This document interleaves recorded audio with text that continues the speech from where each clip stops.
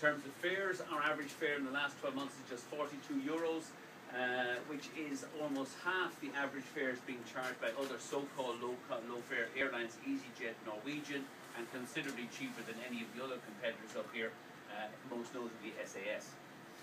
Customer service, we have more on-time flights.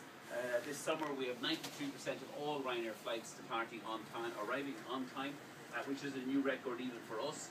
We lose fewer bags than any other airline, and we cancel fewer flights than any other airline as well.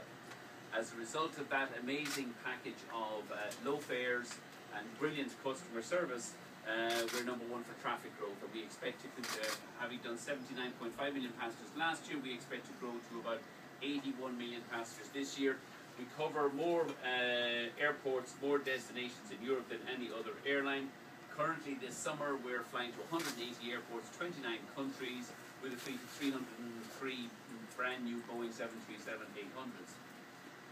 IATA rank us the world's favourite airline. We carry more international passengers than any other airline. In fact, we're nearly double that of our closest competitors in the UK, EasyJet and British Airways. In fact, we carry more than them combined.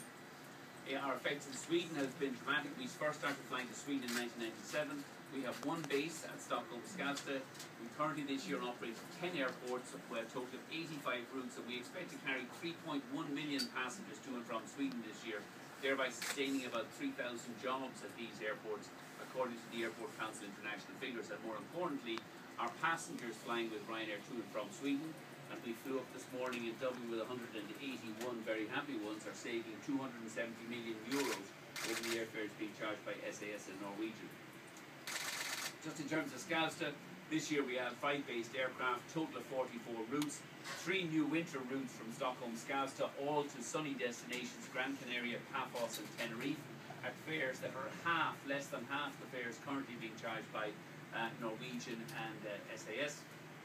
In Västerås, 7 routes in total this year, including 2 new routes this winter to Gran Canaria and Tenerife. Again, as you can see, offering people winter sun at prices they've never seen before. In total, 7 new Swedish routes from Karlstad to Tenerife, from Gothenburg to Edinburgh, Stockholm Skavsta to Gran Canaria, Paphos, Tenerife, and Stockholm Västerås to Gran Canaria and Tenerife.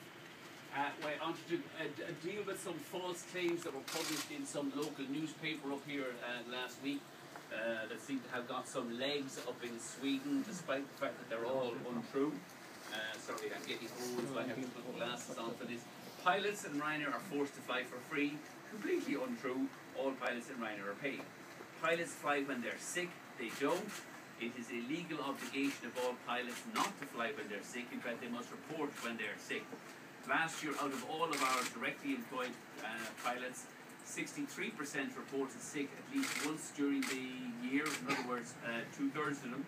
And the contractor pilots who have this kind of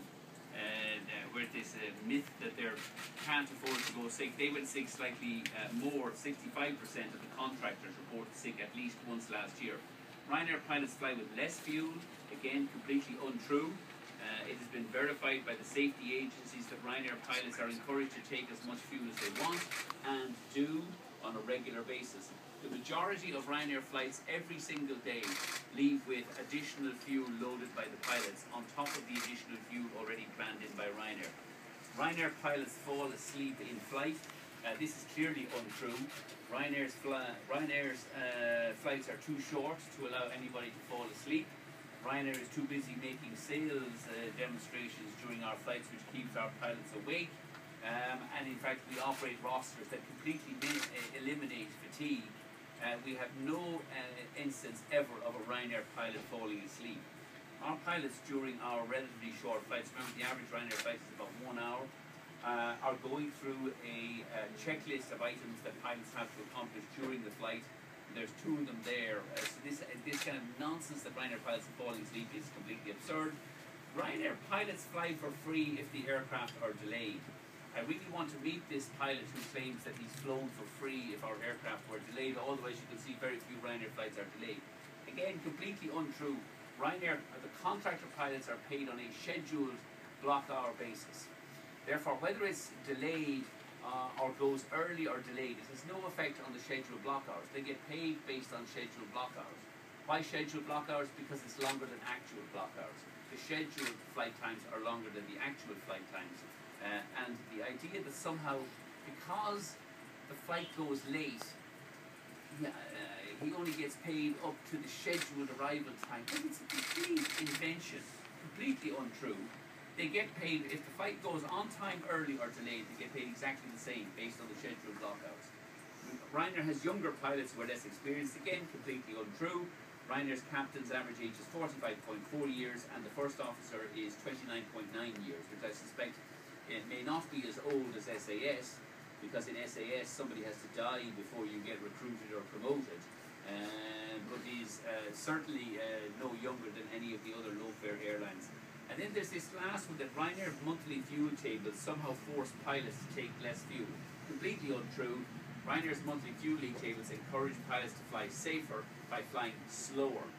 They are monthly fuel burn figures, they're not fuel uplift figures or fuel load figures. So all of these claims are completely untrue.